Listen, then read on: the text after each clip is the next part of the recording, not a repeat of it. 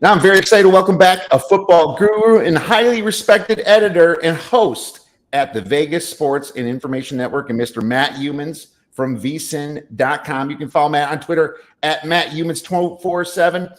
Matt, lots going on in our world today. You got football around the corner. How the heck you feeling today?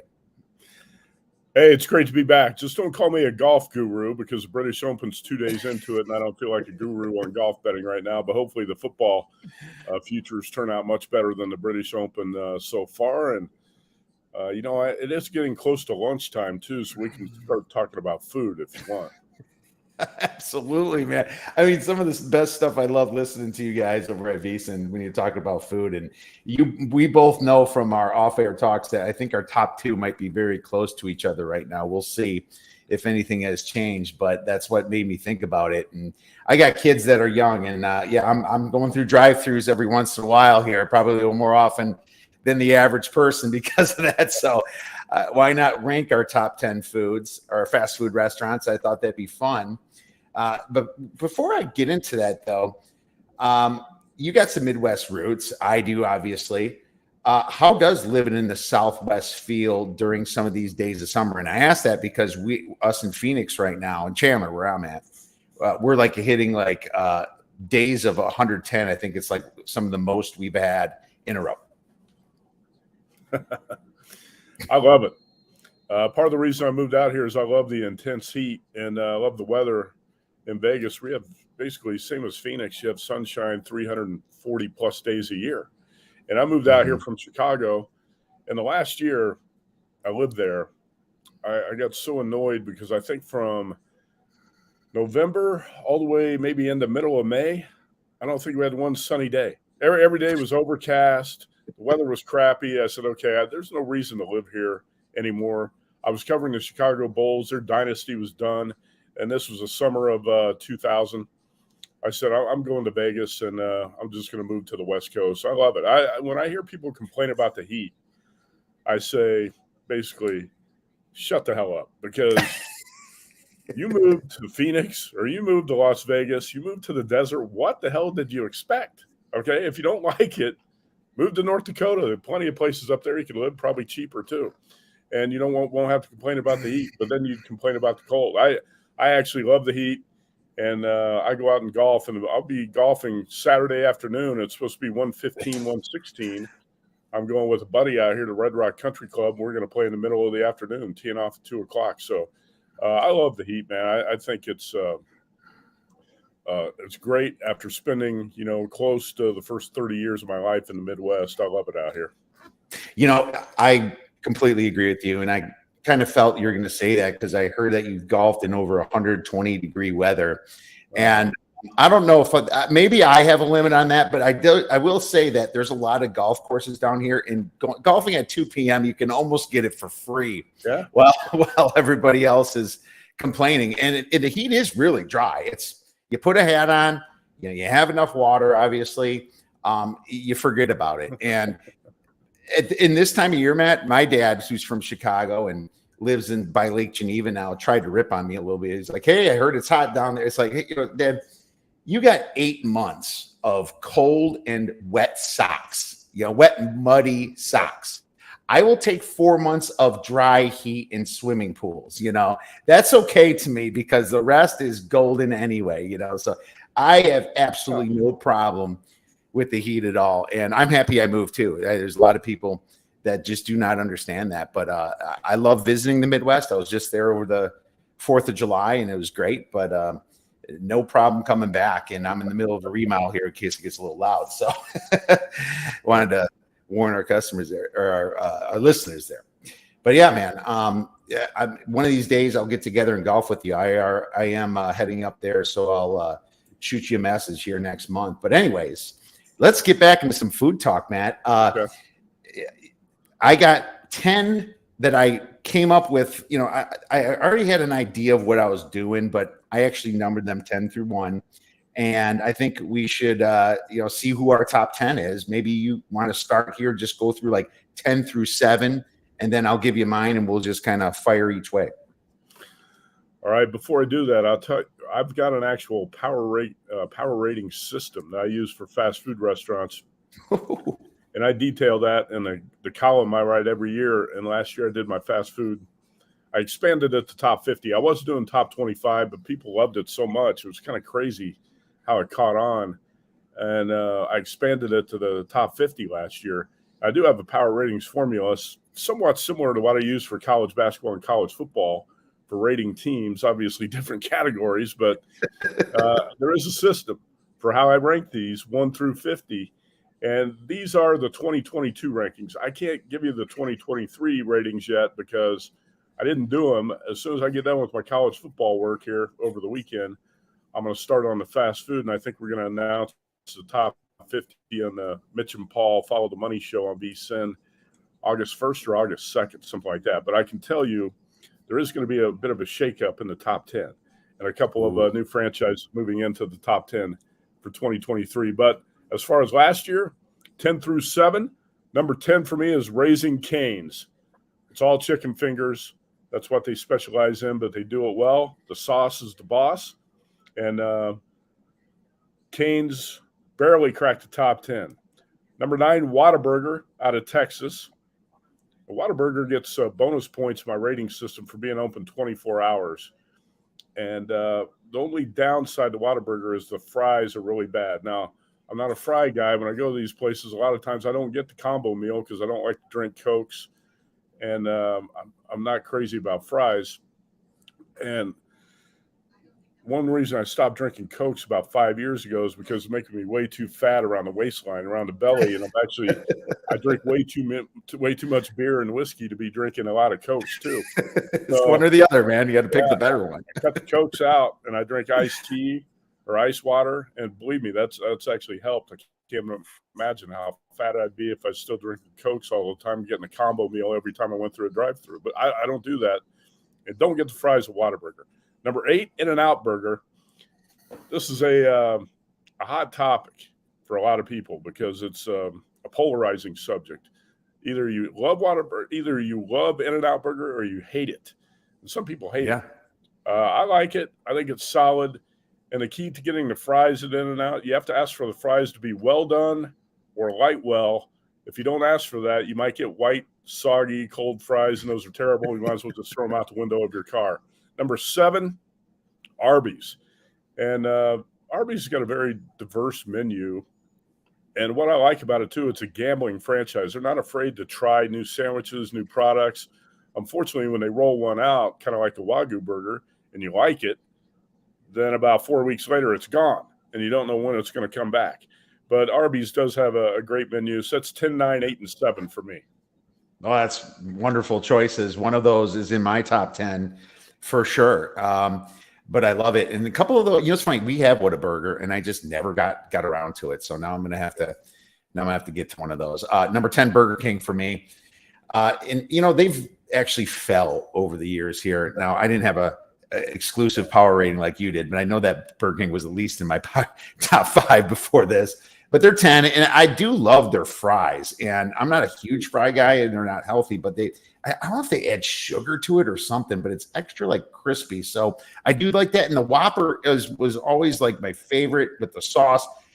I liked it more than the Big Mac, but it's taken a hit over the past few years. And I'm not sure if it's just the quality of the restaurants, but I've getting some really bad Whoppers, bad looking ones too. And the cheese looks different too. And so I'll still keep them at 10, but they're teetering here. They might fall off for me, Matt. Chick-fil-A is number 9, and I'm not as big of a chicken guy as others. I guess I understand why people have Chick-fil-A quite high. I do love their chicken sandwiches, probably the best for chicken sandwiches for me anyway. But their waffle fries are really good, and so it's more unique because bars usually serve waffle fries, and I used to love getting waffle fries back in the day. When I was working as a valet, I'd get them every single day from the bar inside the hotel. But I just one of those my go-to things. Number 8 is Chipotle. I like the fact that they put lime in their rice, and I can taste it when I'm building that monster burrito. But what's nice is you can fatten that burrito as much as you want. You get sour cream, guac, and cheese. And queso. You do all 3 and just load it up. I might even say a little bit low on the rice. Keep the rice there, but don't even put a ton of it in there so it actually can fold up by the time I'm done with it, Matt. At number 7, Filiberto's from here in Arizona. I'm not sure if there's one in Vegas, but Philly B's is delicious when it comes to their carne asada burrito. Their red and green sauce is fantastic. I love the green sauce more, but the quesadillas are monstrous. They have to fold them up. And you can even put some bean in there, and then you dump the sauce on. It's a sloppy way of eating. I would not recommend driving and eating it at all, but it is absolutely delicious, my man. So go ahead with your 6 through your 3.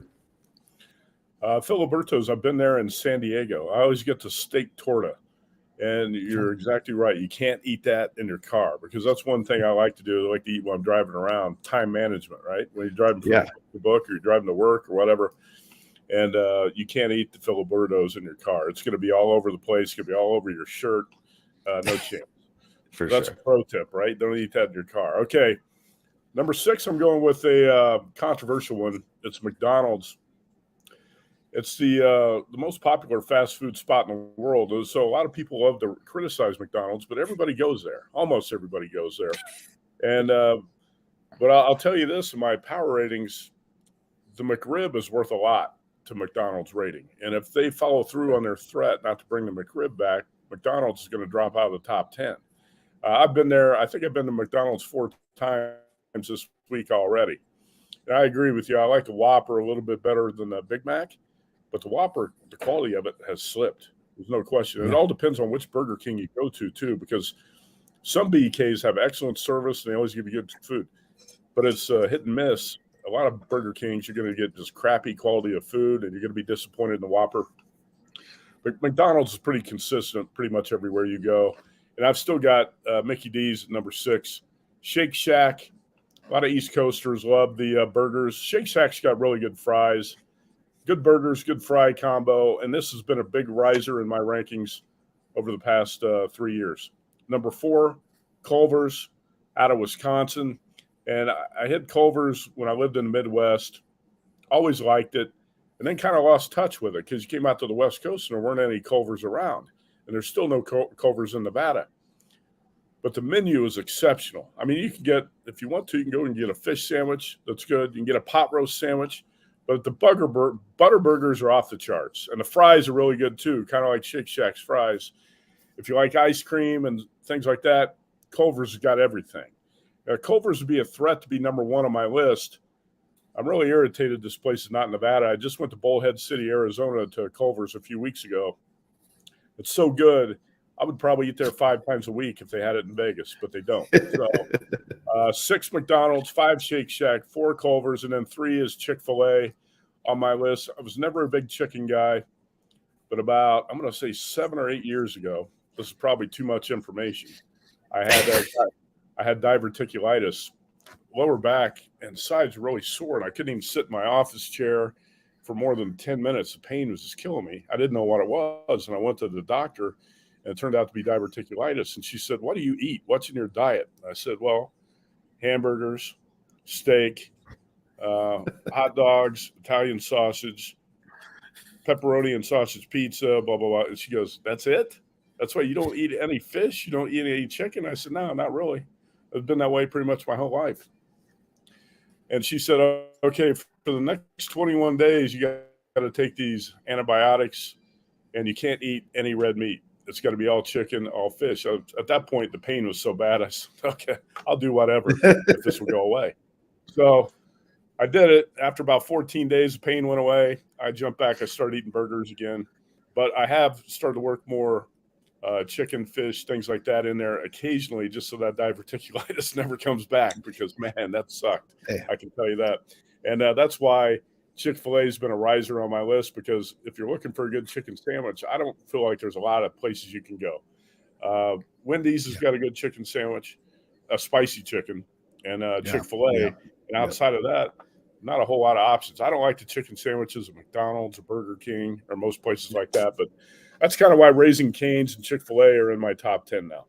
No, that makes total sense. And absolutely, Culver's, you will be hearing from me in a little bit here about that. Number 6 is Taco Bell.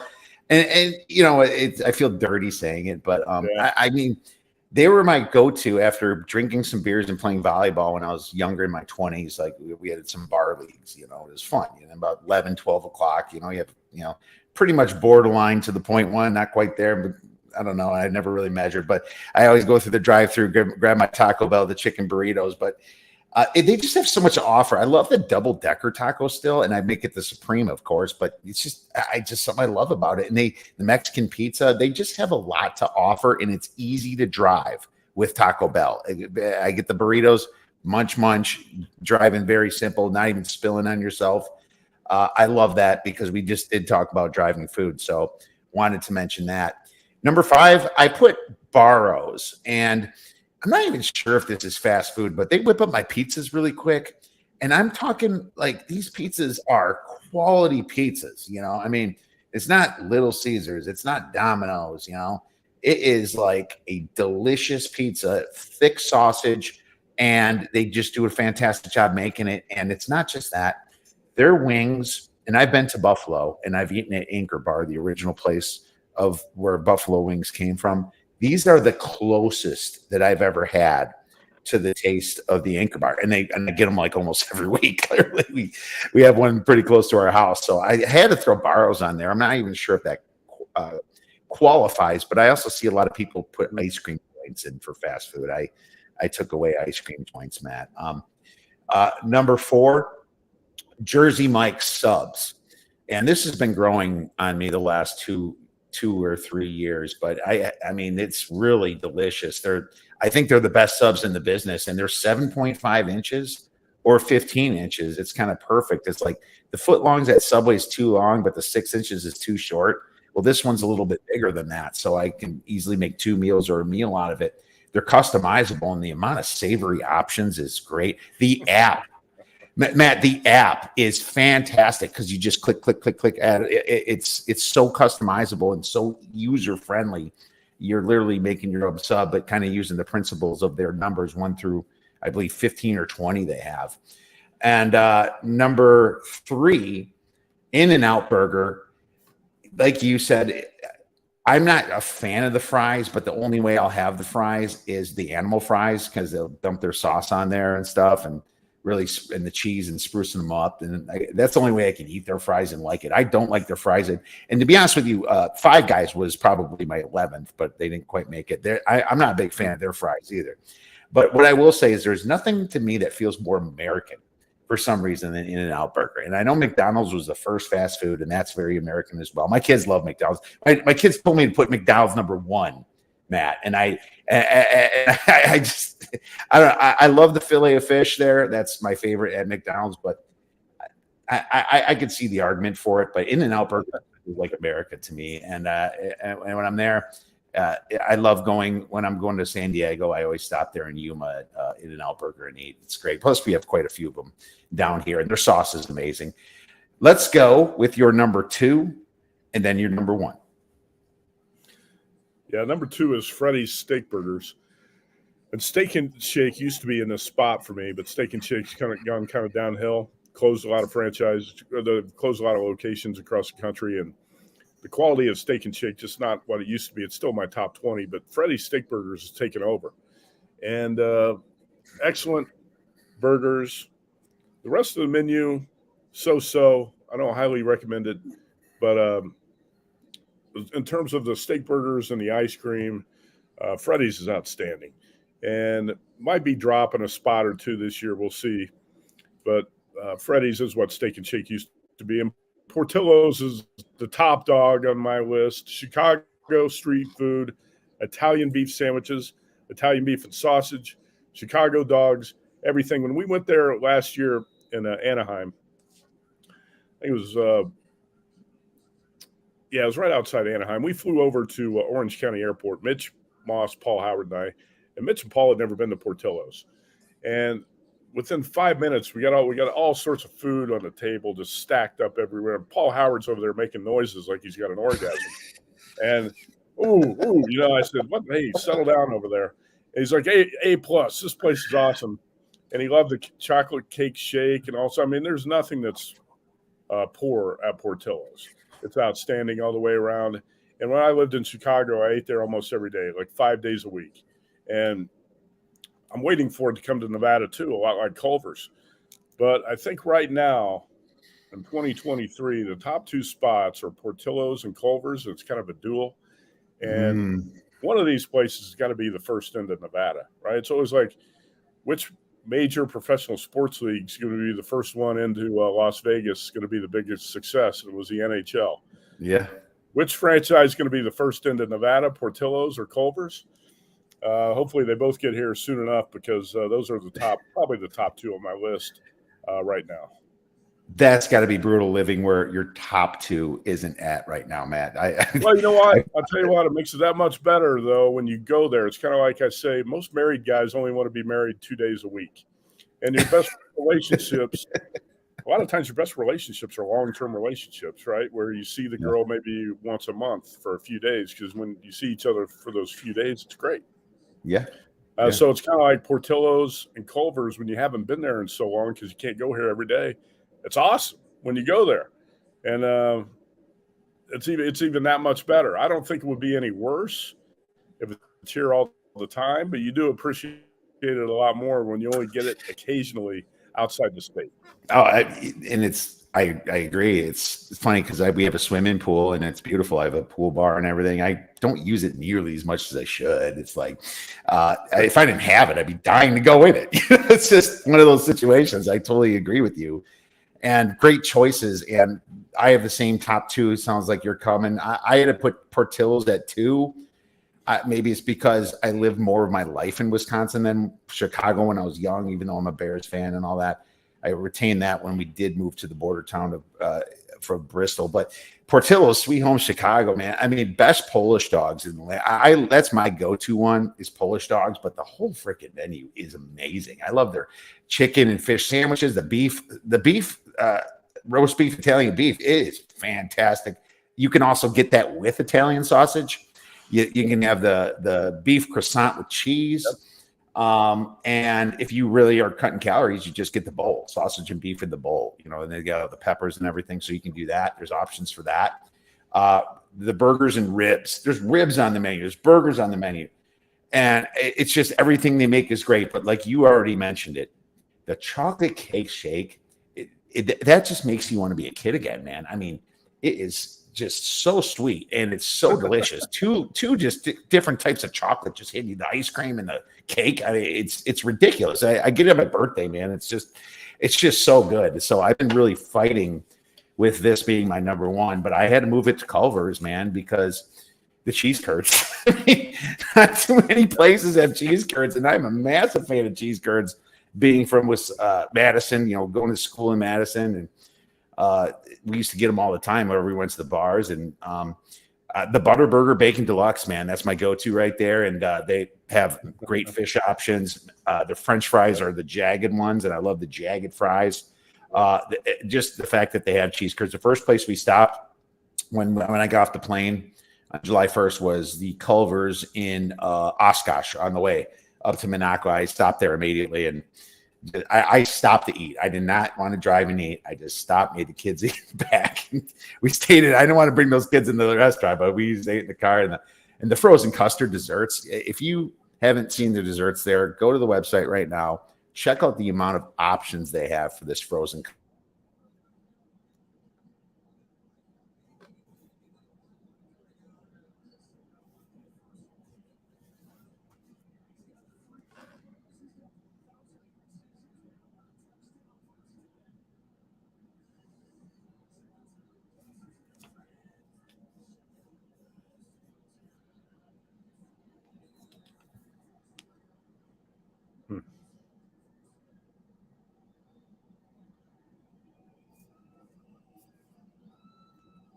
I don't know if you can hear me, but your screen froze up on me. I can't. I'm not hearing you.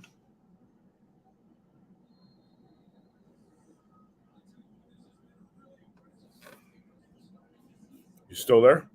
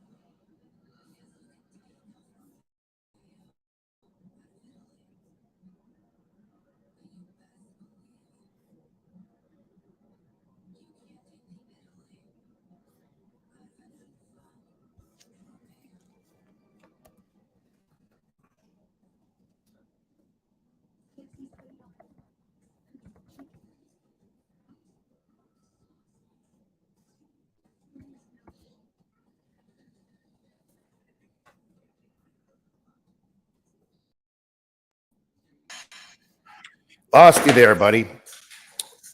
Looks like with all my with all the construction and heat, the internet went out, so I transitioned to cellular. So we are back. Okay. You hear me? Yeah, the internet completely went out in my house. So I am going off the towers now. So let's. So as I was finishing, I didn't hear what you said, but yeah, Culver's is my number one. Yeah, I don't disagree with that. Culver's, Portillo's, like you said, 1-2 for me. It's it's interesting how into this some people get. They have very strong opinions on one place or another. I don't know how you could ever dislike. I don't know how you could ever dislike Culver's or Portillo's. So, if you don't like one of those two places, something's wrong with you, right? That's pretty much what I would say. That's exactly, and let's end it with that. I mean, we just spent half our show talking about it, but I think it was worth it. It was a great discussion, and hopefully, I definitely got some ideas from you to a couple places. The Shake Shack is another one I haven't been to yet, but that's on my list as well. Down here in Arizona, we were blessed to have many Portillos. I remember it first came when the Cubs built Sloan, right? When they built Sloan, I was like, "Oh, Portillos is coming! Holy cow!" It's like what a perfect match. They're like 5 minutes from each other too. I think that was on purpose, but now there's Portillos everywhere. But let's get into some NFL, my man. Talk a little bit, just from a high level from each division here. The NFL or NFC North, we can start with, being that, you're from Chicago. I'm from there. You got the Bears at 7.5, the Packers at 7.5, the Vikings at 8.5 wins, and the Lions at 9.5 wins. Anything you like in the NFC North? Yeah, a little bit of bad news for you. I'm probably not going to talk as much about football as I would have, but we talked so much about food. I'm so hungry now. I can't wait to go eat. So I'll try to analyze these. I'll try to analyze these as much as I can, but man, I'm thinking about lunch. So I did play the Packers over. I played the Packers over 7.5. And going into all my research for the VSiN NFL guide, you got an idea what you like, but when I really dig into the research, I started to like the Packers more and more. And then you do some critical thinking about it, and you think, well, most people are going to write off the Packers because Aaron Rodgers is gone now. Packers have no chance. Well, I'm thinking differently, and I always feel like to be a winning NFL bettor, you got to think contrarian more often than not, because if you're putting out plays that are popular with the public, you're probably not going to do too well. So I'm not trying to win a popularity contest with some of these win totals and some of these plays I've got in week one, but I do like the Packers over 7.5 and minus 105. I think I would say about 3 years ago, Brian Gutekunst, too, I'm not crazy about, Packers GM. He did start planning for a new era, and I think he was trying to set Jordan Love, the quarterback from Utah State, trying to set him up to succeed. And I think what the Packers have done here is put him in a pretty good situation. I'm going to say that Gutekunst and Matt LaFleur have drafted a total of 8 wide receivers and tight ends in the past 2 drafts. So I think Jordan Love's going to lean on young receivers, Christian Watson, Romeo Doubs, Jaden Reed. You got tight ends, Luke Musgrave, Tucker Kraft. But the key to the Packers offense is going to be the power running attack. Aaron Jones, A.J. Dillon going to be more of a focus, and I think that's going to help out Love considerably if this is one of the top rushing offenses in the NFL, and it might be the number one rushing offense. Last year, Packers averaged 124.3 yards per game on the ground. If David Bakhtiari, the left tackle, is healthy, it's only going to be a plus. I'm not really counting on that, but I think it's a solid line with Elton Jenkins, John Runyon, among others. The problem here could be, in a year ago, I was really hyping up the Eagles on pretty much every show I did. And every show, the host would go, "Oh, no, not the Eagles. I don't like Jalen Hurts. Oh, no." And I did like Hurts. I thought he was going to have a breakout year. I probably did 50 shows last year, and nobody liked the Eagles. Nobody liked Hurts. So that's fine. I'm not saying Jordan Love's going to be Jalen Hurts, but the Packers have done a pretty good job of putting the right pieces around him and giving him a chance to succeed this year. So if Love was worth that first-round pick, I think the Packers got a chance to be pretty good. The defense got to get a lot better at stopping the run. But again, 8 of the last 9 years, the first-round draft pick's been a defensive player.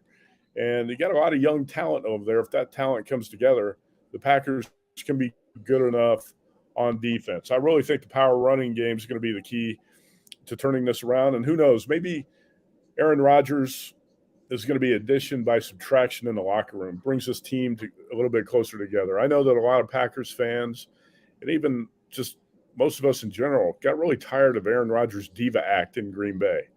And, it was constant drama. It was always a soap opera. It's always about Aaron Rodgers, me. Can I win an MVP? And then he sucked in the playoffs. And he wasn't that good last year. He threw 12 interceptions. That was his highest total since 2008. Yeah. I think there's a chance here that the Packers surprise a lot of people. And, to get over a win total of 7.5 in a division that's not that strong, it's not asking too much. So I did bet the Packers over 7.5, and I took a shot, like a half-unit bet on the Packers to win the NFC North at 5-1 odds. And those are great odds, and no disagreement here. And it's funny, as a Bears fan, I've been saying Aaron Rodgers is about himself for the last 10, 12, 15 years. And Packer fans would be like, "Oh, you're just a Bears fan." It's like, no. I think that he's got issues. He's definitely got issues, and it kind of turned out to now they're seeing how much drama the guy has. So I think it was a little bit too much of an overreaction to put them ahead of the Bears, who only won 3 games, and I don't know, maybe call it 3.5. If they tanked the last game, they were going to lose anyway, probably, because I think the Vikings kind of weren't ready to play. The Bears is probably going to be the one I would lean to the under strongly. I'm going to see if I can get an 8. And as a Bears fan, it sucks to say that, but this is just too high of an expectation the very first year here. With this, with the big changes that finally happened, it's you still got the quarterback there, but I'm not even sure if Eberflus is good yet. I'm not sure. I'm not sure if I'm not saying he's bad. I just don't know. Yeah, I don't know how good they really are. So we'll find out about him and Pace a little bit. But the Vikings, man, their Pythagorean win was like below 8.5 last year. It's like they won 13 games. They're the biggest overachievers out of anybody. I'm looking to fade them. It looks like the market, right away has the 8.5, so they kind of know what's up. But I would only look under with them. I don't think they did anything to fix their defense. They went and drafted Jordan Addison, and that replaces Thielen, but they didn't use Thielen properly last year. So it's just they didn't focus on what was important there. So I could definitely see a team, if it's not the Lions, who needs to improve their defense, it'd be the Packers. Let's move on to NFC South then. Who do you have in the South, or do you have any plays in the South? Just a footnote on what you said. I also am leaning Bears under 7.5. If you can find an 8, let me know, because I'll bet under 8 for sure. The Bears lost their final 10 games to finish 3-14. They were 0-6 in the division, and their defense was last in the NFL in scoring, 27.2 points a game, last in sacks with 20, 31st in rushing. There's a lot of areas the Bears need to improve, and I like the Bears under as well. I just have not bet that yet, but I've got my eye on it. I also lean Vikings under, even though there's been a major adjustment in that win total. And I'm not completely sold on the Lions, who haven't won that division, by the way, since it was in 1993 when it was the NFC Central. All right, so let's go to the South. I like the Falcons a little bit. I like the Panthers a little bit. I don't like the Buccaneers. There's not much to like about the Buccaneers, but I found this funny. I'm not going to throw a bunch of numbers at you about this division because I'm still kind of trying to decide what I want to do here. But I was watching an ESPN show, and the analyst said it's a no-brainer to pick the Saints to win the division. And I love to hear stuff like that when I hear a square say something like that, because my opinion is already that the Saints are not a no-brainer to win the division. Dennis Allen sucks as a head coach. Yeah. Derek Carr was terrible last year for the Raiders. If you think Derek Carr is going to be the savior, you're probably wrong. If you watch the Raiders-Saints game at the Superdome last year, Derek Carr never got the Raiders' offense past midfield. That was the worst game I've ever seen him play. And now that guy's going to march into New Orleans and be the savior for the Saints. I'm not really a Derek Carr guy. I thought he was really bad last year. And Dennis Allen's got a lot to prove as a coach. So if you think that team's going to dominate that division, I doubt it. I do think the Falcons are a bit of a sleeper. I like a lot of the moves they made in the offseason. Good draft. Falcons overachieved last year, too. And then Bryce Young is going to make a difference with the Carolina Panthers because he's a smart quarterback. He's not going to turn the ball over. And I think the Panthers, they got a lot of holes on that team, so I'm not really going to hype them up and predict the division. I haven't bet that yet, but I'm keeping an eye on the Panthers because I think they got a chance to be good. But the Saints are not my no-brainer pick to win that division. Let's put it that way. Well, that's for dang sure. I was on the Saints last year, and then watching them crumble against Tampa at the very end was all Allen. And I was like, I started realizing that this is not the Sean Payton team. This is not, and it's just going to get worse. And it bugged me because I had a massive number on them last year. I was like, seriously? And that division was so up for the taking, and they had the most talent anyway, but drove me nuts. I agree with you on the Falcons. I took them at plus 180 to make the playoffs, Matt. And that was at BetMGM. I mean, I don't even know if that number's still hanging there, but I mean, I couldn't believe I was getting that number in this division when I know that Ritter's not proven, but at least played some games where you have the Bucs that has Baker Mayfield. You got the Panthers that has a brand new quarterback. You have Derek Carr to the Saints, and that could only just, like you said, turn into an absolute mess. I was shocked I got plus 180. Now that's forced that 7 teams and the NFC make the playoffs. I was like, wow, that's a great number. So I agree with you. Absolutely.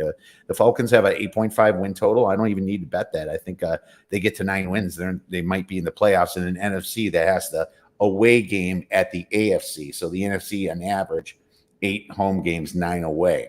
So I think they can get to 9. They could be worthy of that wild card, Matt. Plus the schedule. They have the easiest schedule. Them and the Saints actually have the easiest schedule. I'm picking the Falcons. I'm with you. Let's move on to the NFC East. Anything you like there?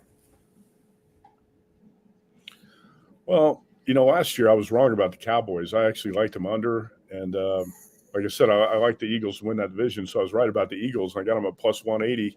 So that was a positive. But the Cowboys had a better year than I expected. A lot of it was their defense. I would say, I don't want to say a dominant defense, but it was probably one of the NFL's top 5 defenses. And that's why the Cowboys were better. I'm still a little bit skeptical about Cowboys this year because, I always compare Mike McCarthy to like Skipper. Remember the Gilligan's Island and the Skipper and the Gilligan can never get things right.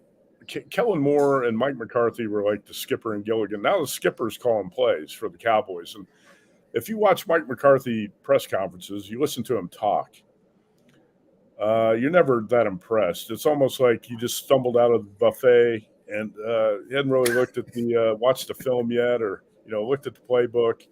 I don't think calling plays for the Cowboys is going to be something that helps Mike McCarthy keep his job. I still think it's going to backfire a little bit. And Kellen Moore, in fact, I like his move to the Chargers because they were way too conservative on offense.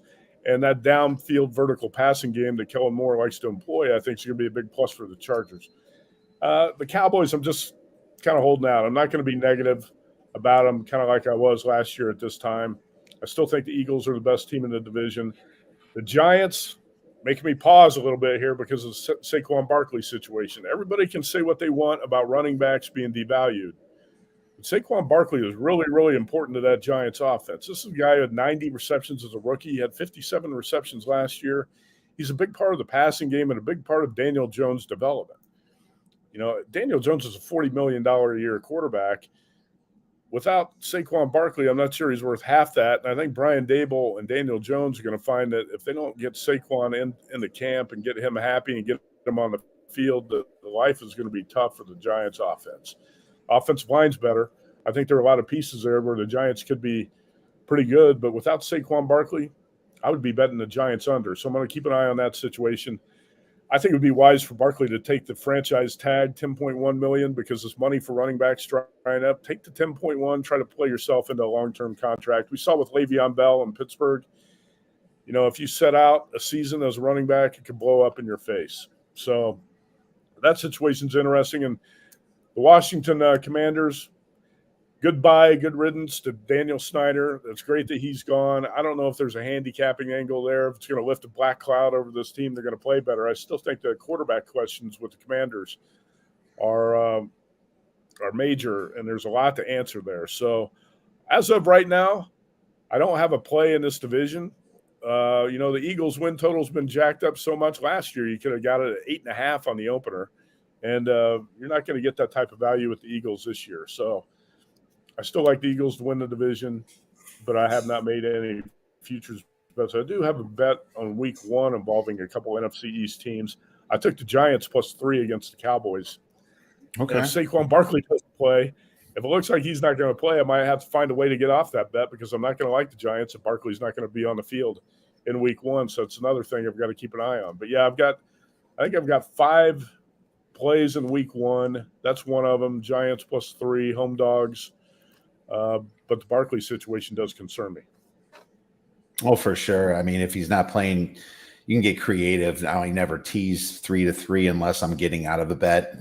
That's only the way I would, and bet him with something else that you're going to tease anyway. That's a possibility on the Cowboys side to make that middle. But it's I made a bet that I kind of regret a little bit, but I'm still kind of mentally sticking with it. I bet the Commanders over, and it was over 6.5. And my thoughts were that, Dan Snyder's gone and everyone's just hating them. The public hates them. I think it's kind of a contrarian look to me, but we don't know how good their quarterback's going to be. We don't, but I will say that Sam Howell was, before he lost everybody at North Carolina, and I mean everybody to the draft, he had to play that one more year and he looked bad because he didn't have anybody. Mm-hmm. Then he plays that last game against the Cowboys, and you can say that the Cowboys weren't really into the game, but McCarthy said he wasn't tanking that game. It's hard to know what was true, and I actually did bet the Commanders that game. But I just think that with Rivera there, he's on a coaching year that has to save his job. I seen him be doubted and do well before. He was a Bears DC for a while too. I think there's a shot that they can go over, and I see the Giants could take a step back. So we'll see. In this one. Now, last year I did hit the Eagles and the Cowboys both over their win totals, but I only bet them early, and I bet them because they had that super easy schedule last year. Now I'm looking under in the Cowboys. I'm looking under, and I think that would be a solid play. Find a 10 because that's where I got mine at. I don't think it's out there right now, but I would find 10 because I just don't see the Cowboys at 11. I see them 10 at the highest, losing their offensive coordinator. And everything you said about McCarthy, you nailed it. It looks like he got to have a buffet and has no idea what he's talking about. So, agreed. NFC West. So, Cardinals are at 4.5, Rams at 6.5, Seattle's at 8.5, and Niners are at 10.5. Yeah, I don't have a whole lot for you here. I'm skeptical about San Francisco because you lose Mike McGlinchey off the offensive line. And, there's plenty of skill position talent there around the quarterback, but who's the quarterback? You got quarterbacks coming off injuries. I still think we're giving Kyle Shanahan too much credit, calling him a boy genius all the time. He's played a big role in blowing 2 Super Bowls. He traded a bunch of assets up to the number 2 pick in the draft to take Trey Lance, and here we are 2 years later, and he doesn't even know if Trey Lance can be his quarterback. And, Brock Purdy looks like he's going to be the guy coming off a serious injury, and Trey Lance also coming off an injury, and you got Sam Darnold, the number 3 quarterback. You also got a new defensive coordinator because D'Amico Ryans went to Houston to take the top job. There's a few changes here with the 49ers. I can see why the win totals come down a little bit on San Francisco because I like it under. I didn't get to it early, so I'm not going to bet it now. But I am going to fade the Niners. I'm fading the 49ers in week 1. I'm taking the Steelers as home dogs in that game. And if you remember last year, San Francisco played on the road at Chicago in week 1 and lost that game 19-10. I think the 49ers can lose on the road in week 1 again at Pittsburgh. And that's another home dog I like in week 1. So I'm leaning towards the Seahawks and over the win total, but I can't quite get there on that play. It seems a little public. I know a lot of people who like it. The Rams could be really bad. We all know what the Cardinals are. But as of right now, the only bet I've got and the only bet I got in my pocket is Pittsburgh as a home dog getting 3 in week 1. Okay. The Rams I have a lot of, and I that was my first win total bet. I think it was in March. I took under 7.5 at flat money on the Rams. It was plus 100. That was, and then I found them at under 7.5 couple months later, maybe a month and a half, 2 ago, at minus 145, and I took it again because I found a 6.5 at flat. So I took a 6.5 over.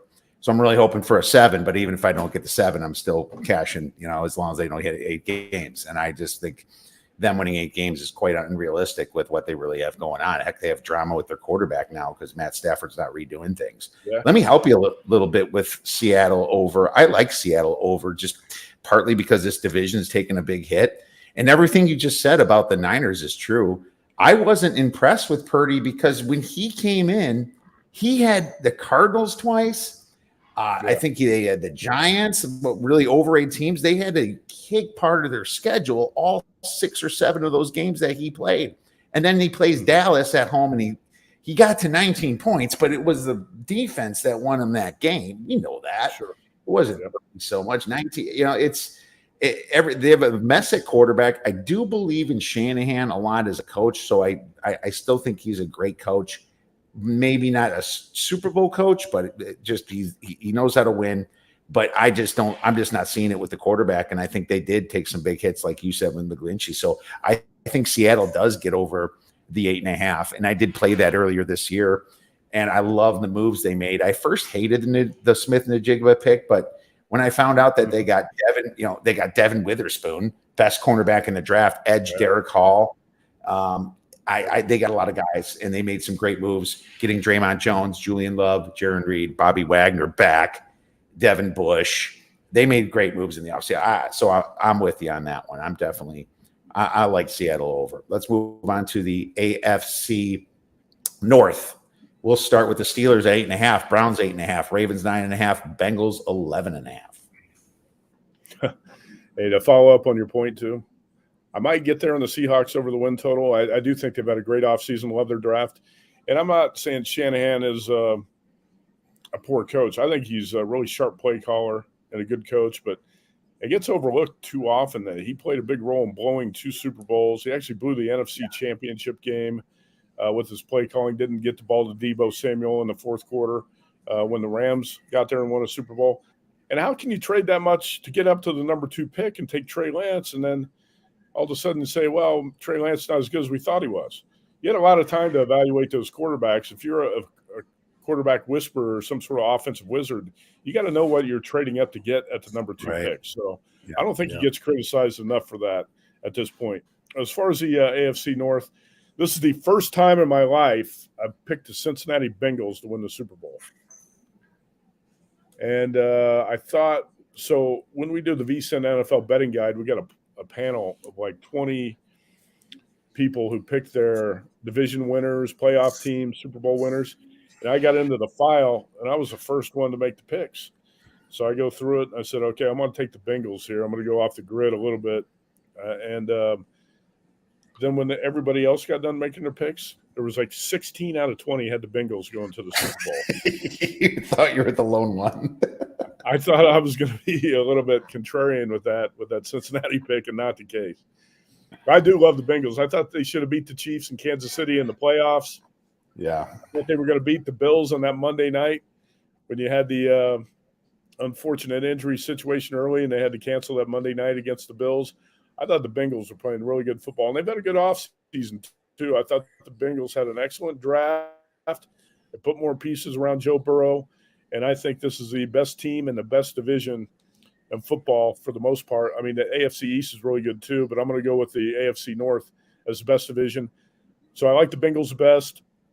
I think the Ravens probably rank slightly ahead of the Steelers. I think a lot of people are maybe underrating the Steelers a little bit at this point. Like I said, I like them in week 1 as home dogs to the 49ers, catching 3. And, I'm just not on board with the Browns yet, probably because I've just been in such a negative frame of mind about Deshaun Watson the past couple of years. I can't jump on board with the Browns until I see Watson actually start to play a lot better.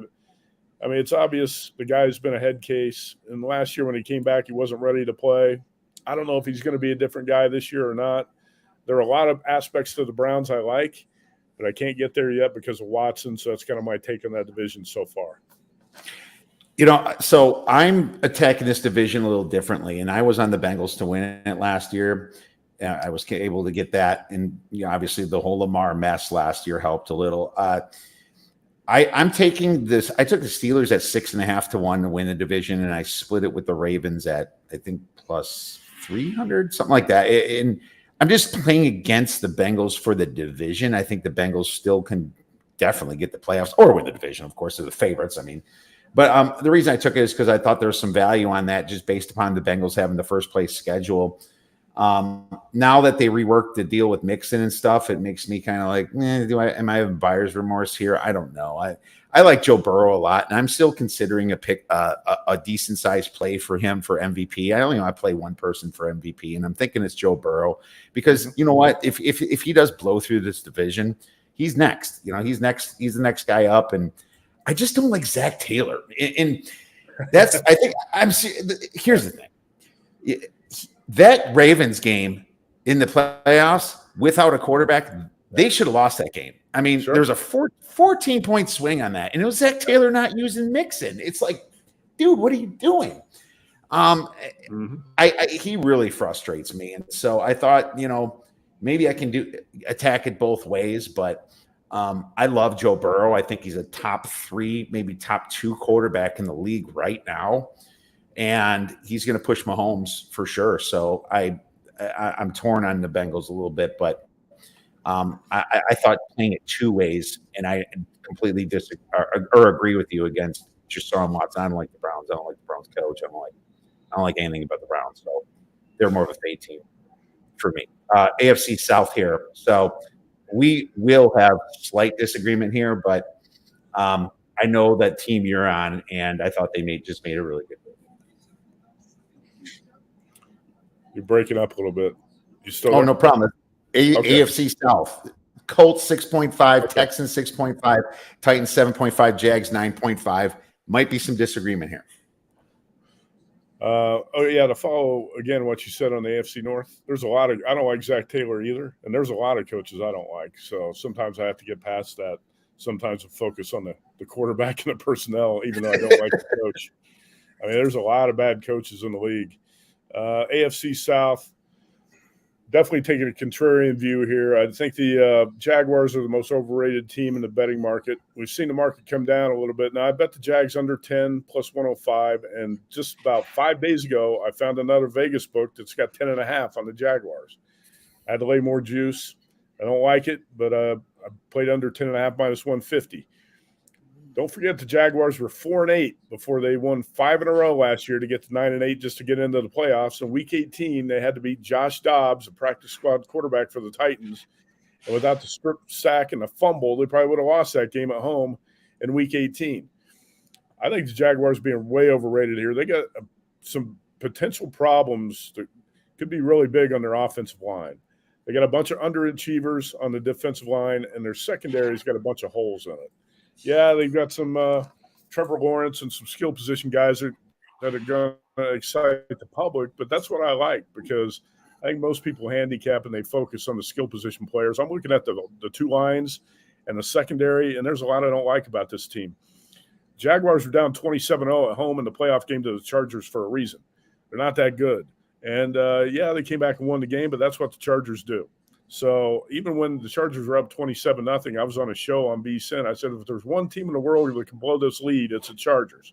And they actually did it. So I just watched the replay of the game on NFL Network this afternoon.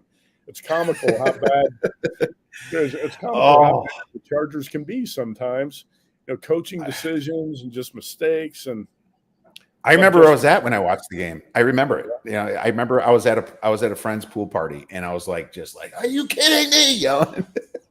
Yeah, I know. So I was talking about my Jaguars under win total bets on Follow the Money show on VSiN, and Paul Howard said, you love the Titans. No, not necessarily. You can't perceive it that way. I don't love the Titans. But I'm fading the Jaguars, so I got to like somebody in that division. So I do like Mike Vrabel as an underdog coach. He's better as a dog. He's got the number 1 run defense in the NFL. There are some definite things you got to like about the Jaguars. And now this DeAndre Hopkins signing, I was hoping that would happen. And it's not going to be a big deal. It's not going to move the needle in the futures really. But the Titans got Treylon Burks from Arkansas, second-year wide receiver. I like him. But it's going to definitely help to have a veteran out there on the field and off. DeAndre Hopkins can take some attention away from some of those younger receivers. And I think he's going to be big in this offense for Ryan Tannehill. And that's who I want to be the quarterback. I think this is Tannehill's last dance in Nashville. He's in his contract year. I expect him to play well.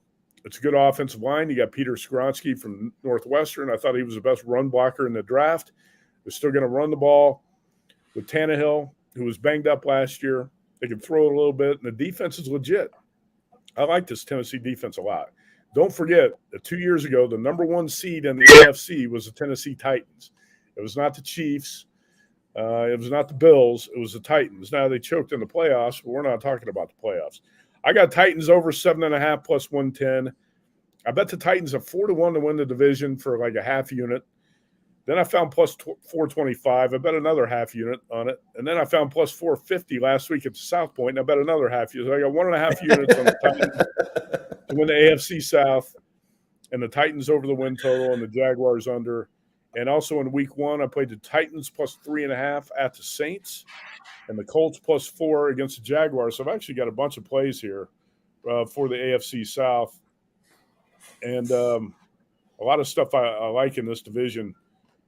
I'm going to go back to, let's see, I'm looking at some of the numbers here. Well, yeah, the Jacksonville defense allowed 6,006 total yards. What's that? I love that 3.5 versus the Saints. What's that? You kidding me? I love that 3.5 you bet versus the Saints. That's a great number. Plus 3.5. Yeah. Right. Yeah. There's a lot of numbers. A lot of numbers I can throw at you here, but the Jacksonville defense was 24th in the league in yards allowed, 6,006 yards allowed. I don't think it's better. I don't think this defense is any better. They've had kind of a strange offseason. They lost one of the best offensive linemen. Tennessee, number 1 run defense in the league. Secondary needs a little bit better, be a little bit stronger. But, hey, this is not a sexy team. I know it's not going to be a popular pick, but I'm going to go with Vrabel, a guy who can grind out ugly wins and overachieve. And I'll go with the Titans here in this division. What are the Titans to win the conference? Because I didn't bet that. I just bet them to win the division. Like I said, they could get to the playoffs and lose their first game. I don't know. But their first game might not be until after the bye. Because the reason I say that is because there's a chance, and this is why I bet the Jaguars a while ago. To win the conference, because I thought it's a very hedgeable bet if they can get the number 1 seed. Now, the way I looked at it was their schedule is pretty easy. I know the Jaguars have a first place schedule, so they do get Kansas City. You know, they do get the tougher teams like Buffalo. But I feel that you're going to get a hell of a lot of value if you're right about the Titans, because I just feel that they're going to have that part of the schedule too. They're sure. I think their schedule ranks. I have to pull up the numbers here, and I'm having bad internet, as you know. But I think that their schedule ranks one of the easiest according to Vegas win totals in the league. And I know that the Jaguars will have it easier than the Chiefs, especially the Chiefs have a harder division. They're going to have it easier than the Bengals, and they're going to have it easier than the Bills, in my opinion. So I think you should think about when betting them for conference, because I went that with the Jags because I like Trevor Lawrence, and this feels like that Eagles team that Doug Peterson coached in, what was it, 18 when they beat the Patriots? Was it 17, 18, one of those years? Can't remember exactly, but it just kind of felt like that. But I don't disagree with anything you said there, and I thought the DeAndre Hopkins pick, Tannehill is gone, but you're right, he might be going out swinging, and it's almost like he was so disrespected, taking away A.J. Brown, and then they draft Levis in the second round, which was interesting. I almost feel like they're trying to make amends with him. I don't know, but they did get him in the second, but I didn't like Levis, but that was kind of a kick in the pants. But yeah, what if he does win the conference and they franchise tag him? That would be an interesting story for next year. But I think that you might find some value there. Let's move on to the next conference here, or the next division. I mean, AFC East: Patriots 7.5, Dolphins 9.5, Jets 9.5, Bills 10.5. Yeah, if the AFC North is not the best division in football, I think it's the AFC East, and I do feel like some people are sleeping on the Patriots, or maybe I'm just living in the past here and still rating Bill Belichick higher than he is current day. I don't know. if Belichick was the only person on the planet who thought it was a good idea to put Matt Patricia and Joe Judge in charge of the offense last year, but man, that backfired. Nobody could have thought that was a good idea. That blew up in Belichick's face. I think Bill O'Brien's going to make a big difference in this offense and Mac Jones. I listened to Kirk Herbstreit of ESPN, I would say a few weeks ago, and he was talking about Mac Jones and how he's 1,000% in on Mac Jones being a Pro Bowl quarterback in the next 2 years. I've got a similar opinion on Jones. I don't need Kirk Herbstreit to say it. It's good to hear him say it as a guy who's a good quarterback evaluator. I think a lot of people are going to doubt Mac Jones at this point because he did look bad last year. But, hey, when you got Patricia and Judge as your offensive coaches, those guys are not offensive coaches. When they're running the offense, how's Mac Jones going to look good? He didn't have much receiving talent. Tight ends were underachieving. The line was not great. Of course, Mac Jones is not going to look that good. Patriots offense actually declined from 48 touchdowns in 2021 when Josh McDaniels was OC to 31 touchdowns last year. That's a major drop-off. I think Bill O'Brien's going to rebuild Mac Jones. You got Juju Smith-Schuster, Mike Gesicki at tight end. You got some targets out there that are going to help Mac Jones, and I think Bill O'Brien, just in general, is going to make a big difference. Now, the Patriots defense ranked 6th in rushing, 11th in scoring. They shut out the Lions. Despite most things going wrong, the Pats went 8-9. If O'Brien could get this offense back on track, I think this team goes at least 9-8. Now, it's a really tough division. But I'm not completely sold on the Dolphins and Tua. The Jets got a ridiculously hard schedule. If you break it down, Jets are going to be lucky to be 3-3 after 6 games or 4-4 after 8 games. I think the Patriots are going to be right there in the hunt. And I played them over 7.5, and I played the Patriots +5 as home dogs in week 1 against the Eagles. So that's kind of my take so far. Last year, I had a bunch of futures on the Buffalo Bills to win the Super Bowl. And that was really disappointing how the Bills fell apart and the run defense got steamrolled by the Bengals in the playoffs. And so it seems like not many people are talking about the Bills as compared to this time a year ago. And maybe that's a good thing for Buffalo. But that pretty much sums up right now what I've played in this division. I'm a little higher on the Patriots, I think, than most. But we'll see if that blows up in my face. I mean, you have a great point. Belichick, let's just pretend and excuse them for the Patricia thing. You have to just be like, okay, everyone makes mistakes. But I've also always wondered if it was more Brady. No. I always wondered if it was more Belichick or Brady, and I'm leaning definitely Brady now. But at the same time, you have to remember Bill Belichick got some quarterbacks rich when Brady was hurt. He made the playoffs with what's his name? I forgot his name, and Jimmy Garoppolo, of course, too, who's not as good as people advertise. I think back then was it Matt Castle? Yes, it was Matt. You know what? And here's another thing I'm just going to add in quickly because you're talking as a more Brady, more Belichick. I hear this a lot. You can't forget how good those Patriots defenses were, especially when Brady was winning the early Super Bowls, right? So yeah, I'm still saying it's 50-50. Yeah, now when you look back at it now, you're saying, well, it was more Brady than Belichick because Belichick's starting to fade out. I think he's getting a little too egotistical, thinking he could walk on water here late in his career, doing a lot of stupid stuff like putting defensive coaches in charge of the offense. But the Patriots still had great defenses. They won a lot of those Super Bowls because they had great defenses. I'm still going to say it's like 50-50, right? Symbiotic relationship.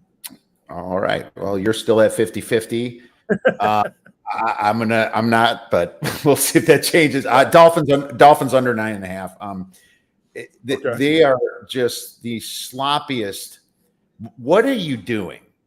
You have Tua that got 3 concussions last year. I think one wasn't reported. He was the reason they didn't play him the rest of the year because he was 1 hit away from retirement. What's going to change this year? Like magically he's not concussion prone? And who's behind him? Skylar Thompson? Mike White? I mean, this is a disaster waiting to happen. When I say disaster, they spent a ton of money on guys like Tyreek Hill, the defense, and they're just going to let it all go by not protecting Tua and putting somebody competent in as backup. And it blows my mind. that's all I need to happen for this thing to go under 9.5. And I would consider an alt line total on that. The Bills, I think that Dayball was more important than we realized to this team. And they could start regressing a little bit more as well. So I'm not high in the Bills either. I don't like how they lost Tremaine Edmonds to the Bears and didn't really they kind of replaced him in the draft, but that's still a coin flip. You don't know if Simpson is going to be all that good yet. So that's my problem there. So totally get what you're saying there. Last one, the AFC West, Raiders 7.5, Broncos 8.5, Chargers 9.5, and Chiefs 11.5. Anything in this division? Yeah, of course. Got something here. Actually, I previewed this division for the NFL betting guide too. I do it every year in the AFC West, but I like everything you said there about the AFC East, first of all, because I'm on the same page on the Dolphins. I have a lot of similar thoughts about the Bills. I'm going to throw this one parting thought at you on the Belichick-Brady debate. Okay. The last Super Bowl that the Patriots won, number 6, they beat the Rams 13-3. That was all Belichick and his defense winning that. Brady was bad in that Super Bowl, right? You remember how bad he was in that 13-3 game, and that was all defense. So I'm saying I love Brady, give him a ton of credit. He was a huge part. Those guys aren't going to win those Super Bowls without each other, and that's why I'm still saying. Who was quarterbacking for the Rams? Who was quarterback for the Rams that day? That was Jared Goff. Okay. Yeah. Well, he got better, that's for sure. He's looking good. Sean McVay and Jared Goff got schooled by Belichick. But what did Brady do in that game? What did he do in that game? He was terrible. All right, he completed one pass to Gronk at the end to help him clinch the game. But that's just my parting thought on that. I know a lot of people are leaning Brady with the way things have happened here in recent years. I fully understand that. But I still think Belichick and his defenses played a huge role in winning those Super Bowls. Patrick Mahomes, 27-3 record as a starter versus AFC West opponents. 11-0 against the Broncos, 9-1 against the Raiders, 7-2 against the Chargers. With Mahomes as a starting quarterback, the Chiefs' records have been 12-4, 12-4, 14-2, 12-5, 14-3.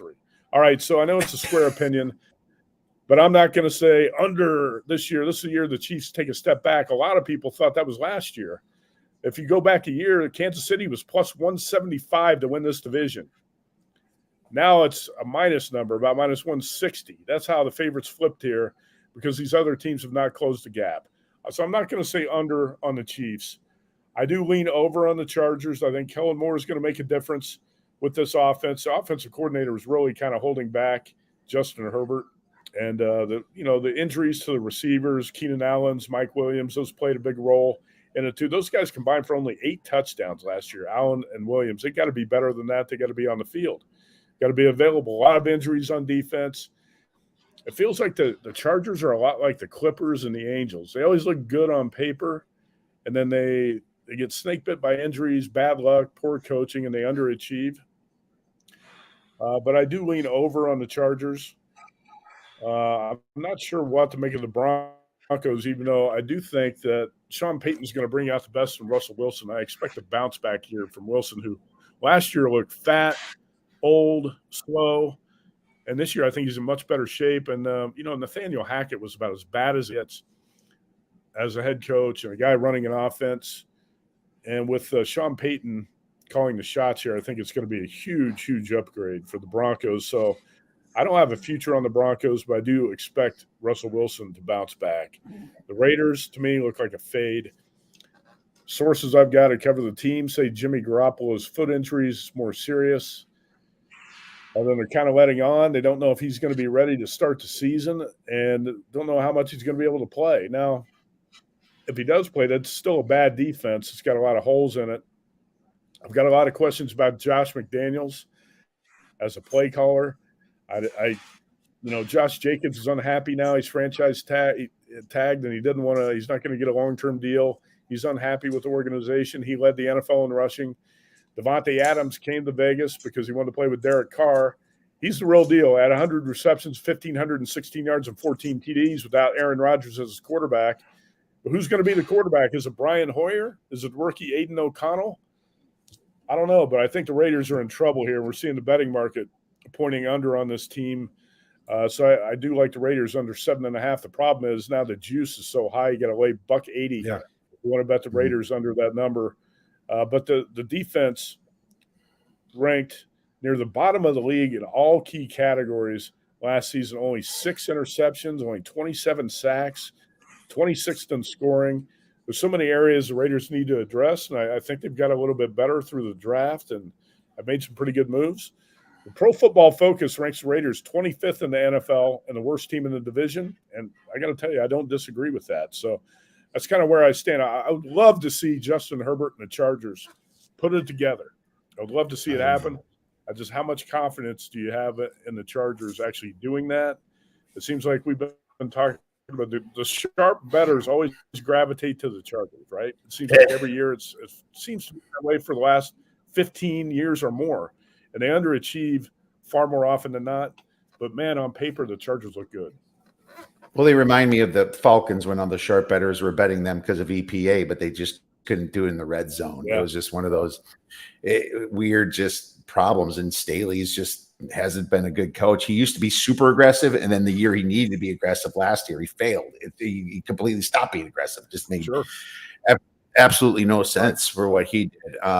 Yeah, I can't disagree with anything you said about the Raiders. Jimmy Garoppolo's got a lot of problems. Maybe he's spending a lot of time cashing in that Chicken Ranch promo that they offered him over there in Vegas. But the Chiefs, on the other hand, I think that the Chiefs could go under. And I almost feel the NFL adding the 17th game, Matt, and with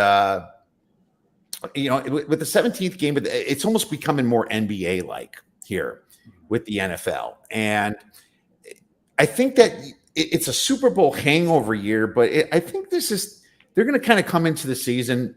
I don't think there's going to be a high propensity to compete super hard until towards the end. I got 11.5 at plus 120, and they can win 11 games and win this division still, Matt. But, when they came in with a tough offensive line switch, the Chiefs, it took them, 7-8 games to gel. Was that 2 years ago? Mm-hmm. Now they lost Orlando Brown. They lost Andrew Wiley, 2 tackles there. They lost a bunch of guys on D, Frank Clark, Kalen Saunders, Charles Omenihu, safety Juwan Thorhill. There's just a lot of guys. I don't think they signed Carlos Dunlap yet. I don't think they're going to. They did replace him, but this just feels like one of those years that, they're not going to cover the big spreads. They're just going to win the games. If they're ever a dog, they're going to destroy the team, And I think they get to 10 or 11 wins, and I'll cash my plus money on the 11.5 on the under because what you said, the Chargers look good. Denver can take a step forward here now that they actually have a competent coach. Maybe Russell Wilson's done being a diva. Let's hope. But I did take a shot at the under 11.5, and that doesn't mean they can't win the Super Bowl, Matt. Right. Listen, I don't necessarily disagree, but it's a tough way to make a living betting against Patrick Mahomes. I'd rather bet against him in individual games. Honestly, I'd rather take the points with the dogs. When I do bet against the Chiefs a lot, taking the points, but it's good. He finds a way to pull out the wins. I mean, there's no way the Chiefs should have beat the Raiders on that Monday night last year, right? The Raiders completely pissed away that game, and I keep waiting for this decline, a little bit of decline in the Chiefs where you can play them under the win total or to lose the division, and it hasn't happened yet. So hopefully for you, it happens this year. Don't bet on Russell Wilson ending his diva act because I don't think that's going to happen. But I do think he is going to play a lot better this year because Sean Payton's not going to put up, with that same BS. Payton's got a big contract. He's got all the power. And if Russell Wilson doesn't play well, Payton can pull the plug on him. And that's why I think the pressure is on Wilson to perform, and he knows it, and that's why he's getting in shape. His career is kind of on the line. Absolutely, man. I'm going to root for the Chargers because I'm just so sick of seeing Justin Herbert falter with all that talent. Yeah. I like Mike Williams a lot. I think he's a fantastic player. He's an underrated wide receiver, in my opinion. Joey Bosa, just stay healthy for a little while, dude. And, they have some studs on defense. This team just needs to get it together, and Staley needs to mature a little bit, and they could be that team to finally cash those tickets for the sharp side, man. thanks so much for coming on. Love talking food with you. Love talking fast food. It was a blast talking all the NFL. I cannot wait to see if you're right about Belichick this year and all the other stuff that we talked about, my man. So where could our listeners and viewers get your great information and columns? Yeah, I hope I'm right about a lot of that stuff too. Obviously, you're not going to be right about everything, but I feel good about a lot of these preseason opinions and bets, and we'll see how they work out. But I'm also fired up to eat lunch right now. We talked so much about food. I can't wait to go eat lunch. You can find me at vsin.com, vsin.com. We put a bunch of great content up there, and you can watch the shows. We're a 24/7 sports betting network, so we're going to crank it up. As far as I'm concerned, football season starts now. So we're doing a ton of football talk, NFL, college, and we're going in tonight to do a Friday night show and talk some British Open, but pretty much the football season's here. We're training camps open next week. Hall of Fame games right around the corner. And these slow weeks at the end of the summer, right? After the NBA finals, with not much going. We got past it. It's over. Now we're full steam football. I'm in, man. I'm excited. I'm having a good baseball year, thank God. But man, I am ready for some football. I'm ready for some preseason. I always put out a massive coaching article on that as well. So it's I'm pumped up. It's been an absolute pleasure, Matt. I'll shoot you a text next month when I'm coming up. But once again, thanks again for coming on our show. Everyone out there, check out Matty if you don't already at Matt Youmans 24/7 on Twitter. All right, you bet. Thanks.